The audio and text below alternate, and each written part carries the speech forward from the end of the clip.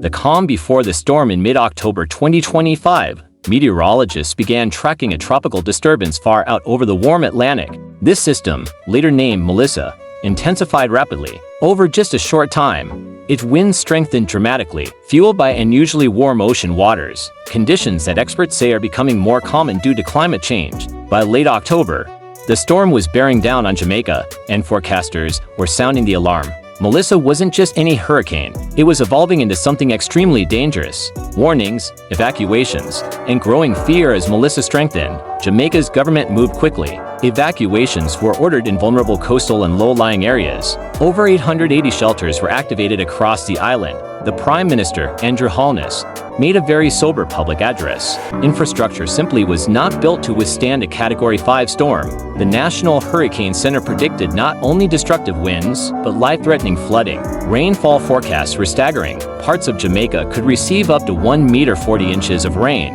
Storm surge was another huge concern, up to 4 meters 13 feet in some coastal areas. In the days before landfall, power lines were already going down, trees fell, and in places like St. Elizabeth Parish in the west, communities braced for the worst. Local government minister Desmond McKenzie warned that many communities might not survive without serious damage. Melissa's fury strikes on the 28th of October 2025. Melissa made landfall in Jamaica near New Hope in Westmoreland Parish, a devastating moment. By then, it had reached Category 5, with sustained winds estimated at 185 miles per hour, 295 kilometers per hour according to weather.com. As the eye passed, the damage was immediate and brutal. Roofs were ripped off tens of thousands of structures, trees were uprooted, utility poles snapped, and power lines collapsed.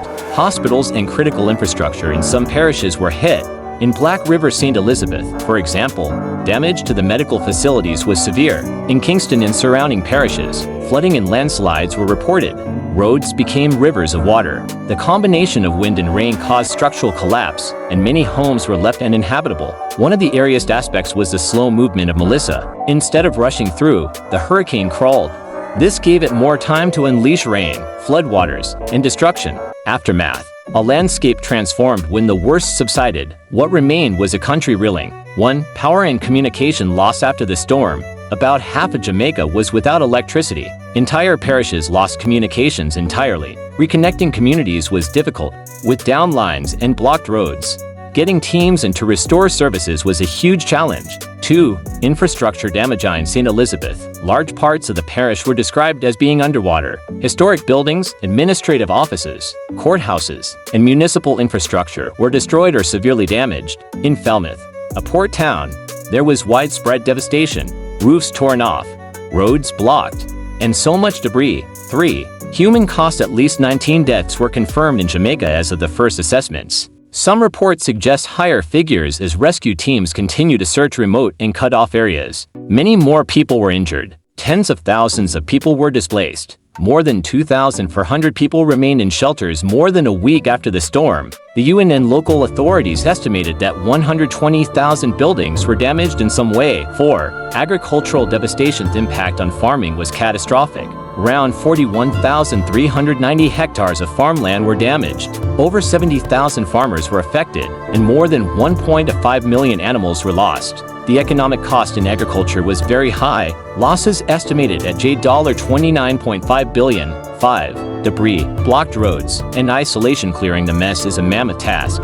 The United Nations said nearly 5 million tons of debris were scattered across western Jamaica, enough to fill roughly 480 truckloads. This tremendous amount of rubble made it very hard for rescue and relief teams to reach the worst hit spots. 6. Economic and long-term impact. The financial cost is estimated to be around $6 billion, which is roughly 30% of Jamaica's GDP. This is a huge blow, not just for immediate rebuilding, but for long-term economic recovery. Roads, schools, hospitals, all must be repaired or rebuilt. Stories from the ground in Black River, one of the worst-hit western towns. Residents described entire neighborhoods flattened. One woman said she returned home to find her roof missing, her possessions destroyed, and her kitchen swept out to sea. Sylvester Guthrie, a resident of St. Elizabeth, said simply, "I don't have a house now," after Melissa destroyed his home. In Seaford Town, a banana plantation was leveled. Christopher Hacker, a local farmer, told reporters, Everything is gone. Officials flew over the devastation. Prime Minister Holness took a helicopter tour to inspect the damage in the worst affected parishes. Why Melissa was so dangerous, and what help is coming. Why it was unusually powerful rapid intensification. Melissa went from a much weaker storm to an extremely powerful hurricane in a surprisingly short time. Awful speed. Its slow forward motion meant Jamaica was hammered with rain and wind for a long time. Warm seas. Ocean temperatures were very high, giving Melissa plenty of energy. Many scientists say climate change made this more likely. The global response international aid began flowing in. The United States, United Kingdom, the UN, EU, and other nations pledged help.